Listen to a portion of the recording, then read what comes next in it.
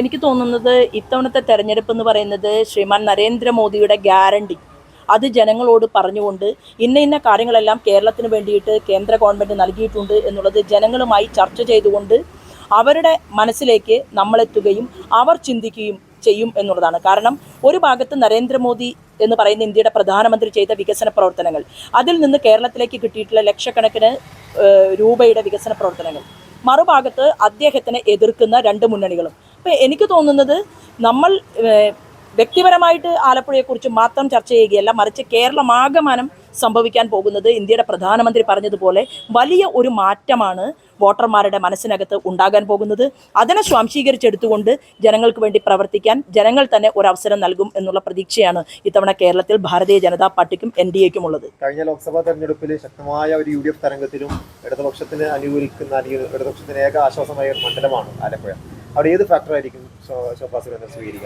അല്ല, ഇത്തവണ ദേശീയ രാഷ്ട്രീയത്തിൽ ഞാൻ മനസ്സിലാക്കുന്നത്, ഞാൻ പറഞ്ഞല്ലോ, നരേന്ദ്രമോദി എന്ന് പറയുന്ന ഇന്ത്യയുടെ പ്രധാനമന്ത്രിയെ എതിർക്കാൻ വേണ്ടി മാത്രമായിട്ടാണ് രണ്ട് മുന്നണികളും ഒരുമിച്ച് പ്രവർത്തിക്കുന്നത്.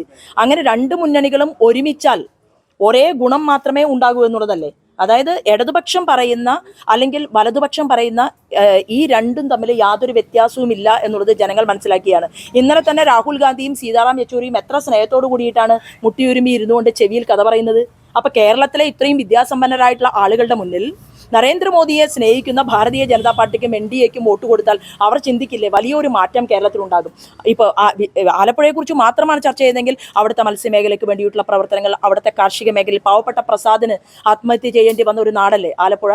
കാരണം കർഷകർ അവർക്ക് വേണ്ടിയിട്ട് അവർ അത്യുദ്ധാനം ചെയ്യുന്നു, കൃഷിയിടത്തിൽ പണിയെടുക്കുന്നു, അവർ കൊടുക്കുന്ന നെല്ലിന് പോലും വില കിട്ടാതിരിക്കുന്ന ഒരു സാഹചര്യമുള്ള ഒരു പ്രദേശമല്ലേ. ഭീകരവാദ പ്രവർത്തനത്തിന്റെ പറുദീസയായിട്ട് മാറിക്കൊണ്ടിരിക്കുന്ന ആലപ്പുഴയിലല്ലേ രഞ്ജിത്ത് ശ്രീനിവാസന്റെ അമ്മയ്ക്ക് മകനെ നഷ്ടപ്പെട്ടത്, ഭാര്യയ്ക്ക് രഞ്ജിത്തിനെ നഷ്ടപ്പെട്ടത്, കുട്ടികൾക്ക് കരയേണ്ടി വന്നത്. അപ്പം അങ്ങനെയുള്ള ഒരു സ്ഥലത്ത് കൃത്യമായി ഞാൻ പറയുന്നു, കാര്യങ്ങൾ വിശദീകരിച്ചുകൊണ്ട് ആളുകളുമായി സംവദിച്ചുകൊണ്ടുള്ള ഒരു തെരഞ്ഞെടുപ്പായിരിക്കും. അതായത് നമസ്കാരം പറഞ്ഞ് ആളുകളോട് ചിരിച്ച് എനിക്ക് വോട്ട് തരണം എന്ന് പറയുന്ന ഒരു തെരഞ്ഞെടുപ്പ് പ്രവർത്തനം ഞാൻ എവിടെയും നടത്തിയിട്ടില്ല. ഞാൻ എപ്പോഴും സംസാരിക്കുന്നത് ഞങ്ങൾ ഇന്ന കാര്യങ്ങളാണ് ചെയ്തിട്ടുള്ളത്, അതുകൊണ്ട് ഞങ്ങളെ സ്വീകരിക്കണം എന്നുള്ളതാണ്. അപ്പോൾ എനിക്ക് തോന്നുന്നില്ല, കാരണം ആറ്റിങ്ങലിനേക്കാൾ വലിയ ഒരു ഇടതുപക്ഷ കോട്ടയാണ് ആലപ്പുഴ എന്നുള്ള ഒരു ധാരണയൊന്നുമില്ല. അവിടെ മാറി മാറി ആളുകളെ പാർലമെന്റിലേക്ക് പറഞ്ഞയച്ചിട്ടുള്ള ജനങ്ങളാണ്.